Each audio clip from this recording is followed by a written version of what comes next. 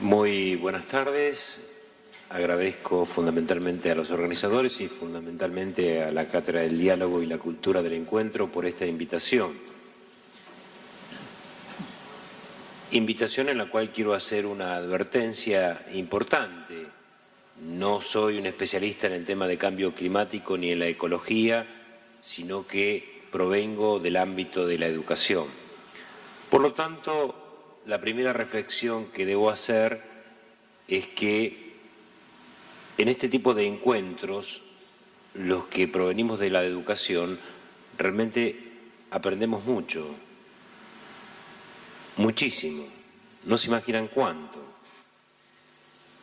¿Por qué? Porque si ustedes me dejan algunos minutitos, les voy a explicar que en el sistema educativo en su conjunto, hoy vivimos una simultaneidad, una convivencia de tres tiempos. Yo hablo de los nuevos tiempos de la educación y de la educación como todo el sistema de producción y distribución de conocimientos que hay. Justamente para esta hora, y porque estamos en la ciudad de Buenos Aires, yo le voy a proponer que solamente por algunos minutitos escuchen con mucha atención esta música que es propia de la ciudad de Buenos Aires y que ustedes van a saber identificar inmediatamente los tiempos que hay.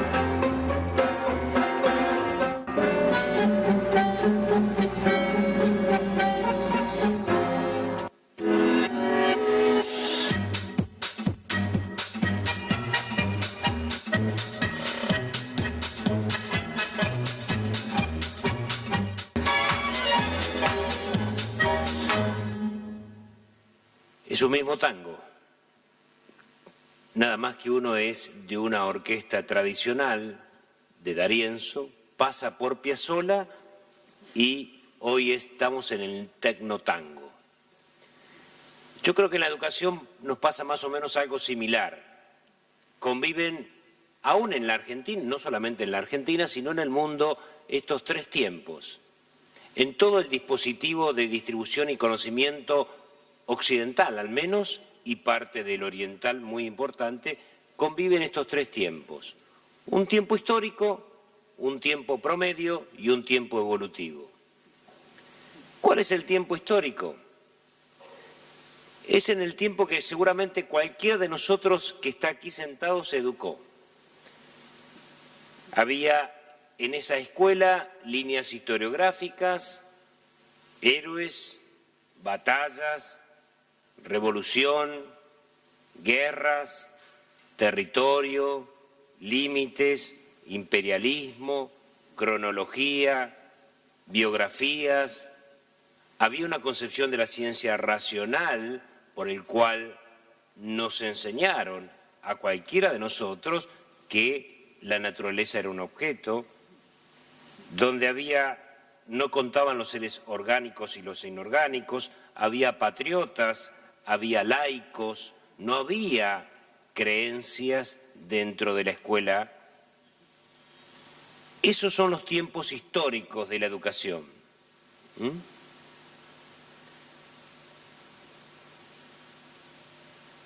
En esa educación escolar, en estos tiempos históricos de ciudadanos, patriotas y laicos, todo el sistema de distribución y producción del conocimiento se hacía sobre una dimensión que era del espacio y la cantidad. Por lo tanto, esto fíjense con respecto a lo que vemos hoy, espacio y cantidad.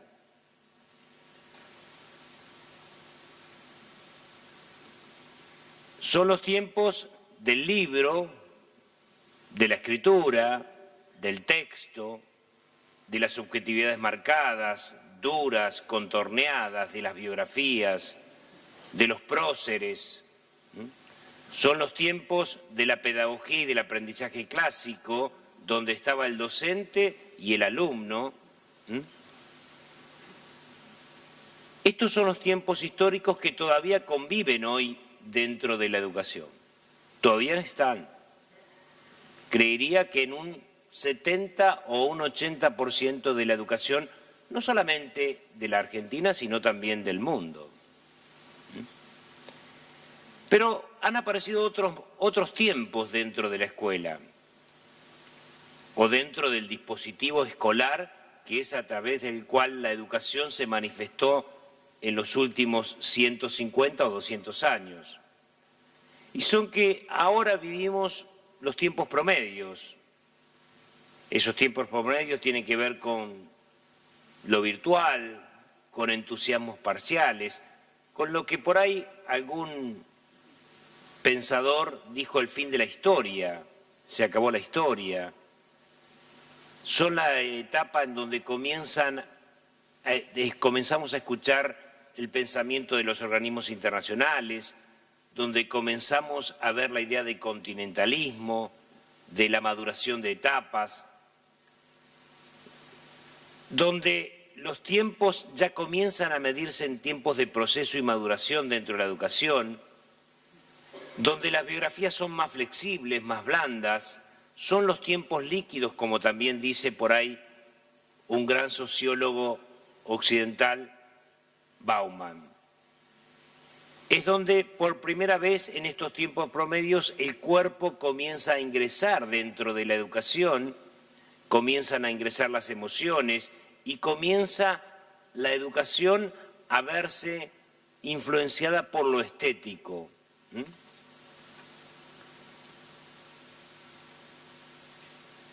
En estos tiempos promedios las conquistas ganadas no tienen a un líder, no hay líderes grandes en el mundo. Son los tiempos de un cisma en la educación, donde tiene que ver más la diversidad y el tiempo. Antes era la cantidad y el espacio, ahora es la diversidad y el tiempo. Son el tiempo de las pantallas, del teléfono como dispositivo determinante de las subjetividades de todos, de los niños, los jóvenes y también los adultos. A menudo digo que es el tiempo de la publidagogía, o sea, donde enseñamos con las técnicas de la comunicación, donde enseñamos con un aprendizaje seducido y utilizamos a los objetos transicionales. Y creo que estamos a las puertas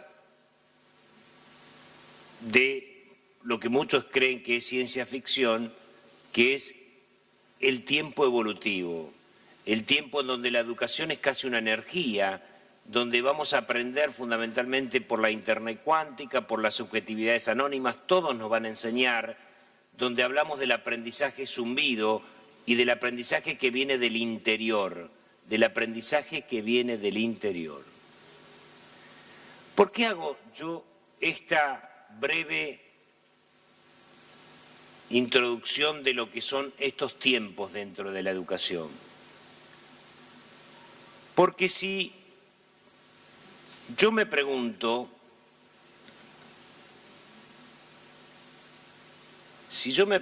ahora, ¿cómo del dispositivo escolar, desde la escuela, desde todo el dispositivo de la educación formal fundamentalmente, occidental y parte oriental, cómo puedo contribuir a este problema del cambio climático? Y me encuentro en serias perplejidades, porque en el dispositivo escolar, donde me hablan los colegas de otros tiempos, me hablan de generaciones, me hablan de especie, me hablan de tierra. En el tiempo escolar nos hablan de guerras, de territorios, de líderes, etc. ¿Cómo hablar de la paz cuando en tiempos escolares se nos enseña una historia que está plagada de guerras y de batallas? ¿Cómo hablar de especie, de maduración, de generación, de intergeneración, cuando nos hablan fundamentalmente de tiempos cronológicos en la educación? ¿Podemos, pregunto yo, con una guía dentro del dispositivo escolar o de la educación acerca del cambio climático, lograr cambios o aportar a este nuevo problema tan importante y tan desafiante que es el tema del cambio climático y los problemas que trae? Tal vez una guía es muy insuficiente. Tal vez es el cambio climático, también los problemas que trae el cambio climático, los cambios de vida, los que nos ayuden a cambiar a la educación.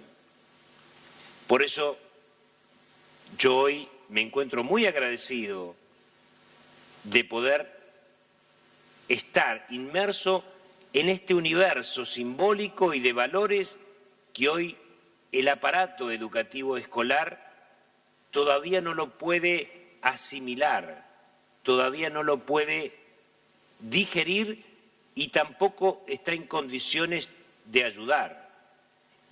Es tal vez participando los educadores, los que estamos en la educación, de este universo y de estos cambios que se proponen y de este universo simbólico donde ustedes debaten, donde ustedes dialogan, donde intercambian, la educación pueda cambiar. O sea, en realidad nosotros hoy la educación enfrenta también un dilema tan importante como el del cambio climático. Hay un cambio de paradigma importantísimo que se tiene que dar. Estamos en un cambio de época. El cambio de época nos trajo estos valores tan importantes, esta escala de conciencias diferente.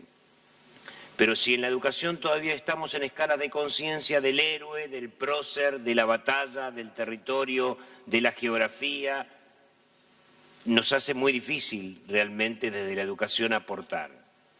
Por eso es que, fíjense ustedes, y lo dejo simplemente a manera de reflexión, que los problemas de epidemias o los problemas de salud más grandes que hubo ahora, finales del siglo XX y principios del siglo XXI, poco ayudó el sistema educativo. Fueron los medios de comunicación los que ayudaron. Por ejemplo, algo tan dramático como el SIDA se logró combatir en casi 25 o 30 años y ya está casi superado. Mientras que, ¿y cómo se hizo? A través de una gran alianza con los medios de comunicación social. Fueron los medios de comunicación social quienes concientizaron, quienes hicieron tomar conciencia en escala global sobre el tema. Los sistemas escolares prácticamente no tuvieron participación en este tema, o al menos estuvieron muy a la retaguardia de este tema, porque todavía los sistemas escolares están debatiendo acá y en muchas partes de América Latina el tema de la educación sexual. Y se imaginan que mientras discutimos la educación sexual en los sistemas escolares está un problema tan importante como esta enfermedad. Entonces, lo mismo que no nos pase esta situación también con respecto al cambio climático, que nuestros sistemas escolares vayan a la retaguardia de todo este universo tan extraordinario que significa tomar conciencia ya de una escala diferente. de una escala diferente de conciencias, de valores, de símbolos, en donde la educación tiene que estar a esta altura. Y para terminar, quiero simplemente hacer una reflexión. Creo que ha sido un pensamiento extraordinario el que ha tenido Hannah Arendt con respecto a la banalización del mal, para tomar todo eso tan horrendo en donde solamente Francisco pudo hacer silencio frente al drama de Auschwitz.